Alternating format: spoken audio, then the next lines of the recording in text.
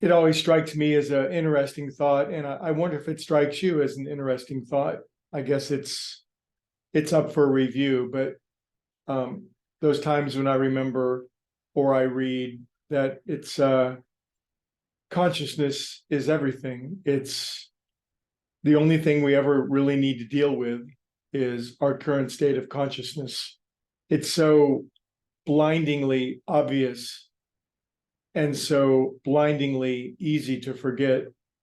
And by that, I mean consciousness. I mean, we're always conscious to some degree, but the tendency, I believe, for humans is to be so caught up, to be so drawn into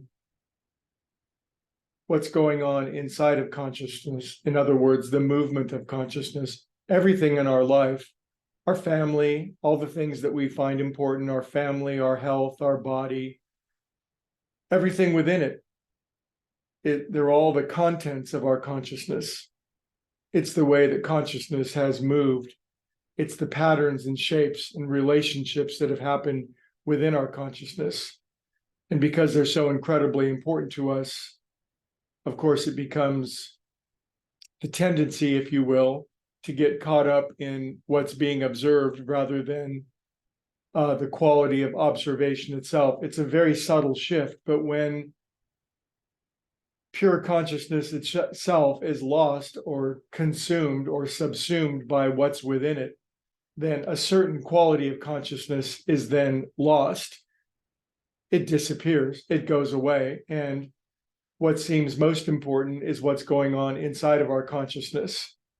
And that's all fine and well, unless what's going on inside of our consciousness is suffering or painful or difficult or troublesome or dilemma.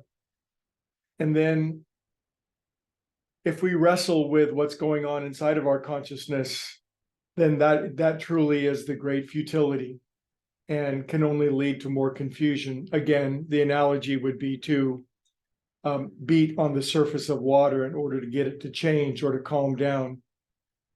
So in our prayer is that moment of awareness where we say, what matters, the only thing that's truly matters in any given moment is my current state of consciousness.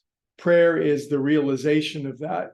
It's the snapping back to attention and realizing by using prayer to adjust, to modulate, to alter, to expand, to uplift my current state of consciousness, I'm doing the most powerful thing that I can do in this moment to create a change.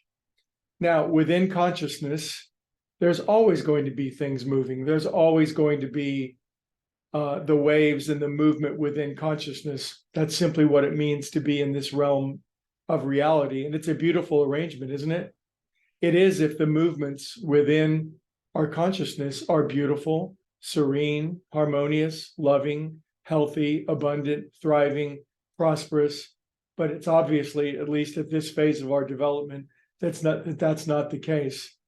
So perhaps our ideal and our goal in consciousness would be to make and utilize our prayers so that the movements, the happenings, the circumstances, the people, places, and things within our consciousness reflect, are congruent, are harmonious, are the result of our pure consciousness itself, rather than some of the messy stuff that can happen when we get lost in the maelstrom of the stuff and we begin to apply more weight or more importance to what's going on inside of consciousness.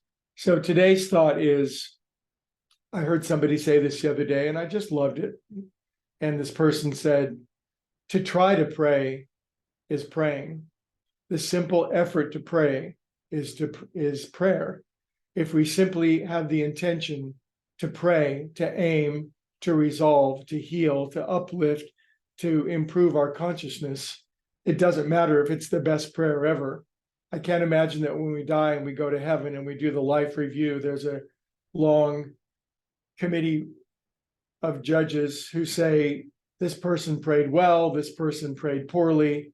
I suspect there'll always be accommodation and a joyful appreciation for those who are trying to pray, because to try to pray is to pray. And it's simply that pausing in the midst of the movement of things to say that what matters most is consciousness itself. It's all that I really have. I can't live on the quality of yesterday's consciousness. Future consciousness is irrelevant. What matters is my consciousness right now. And how shall I go about uplifting it, purifying it, and healing it? Okay, more thoughts on prayer. We'll continue. I hope you found it stimulating, or at least interesting, and of use to you. Have a good day, everybody. See you next time.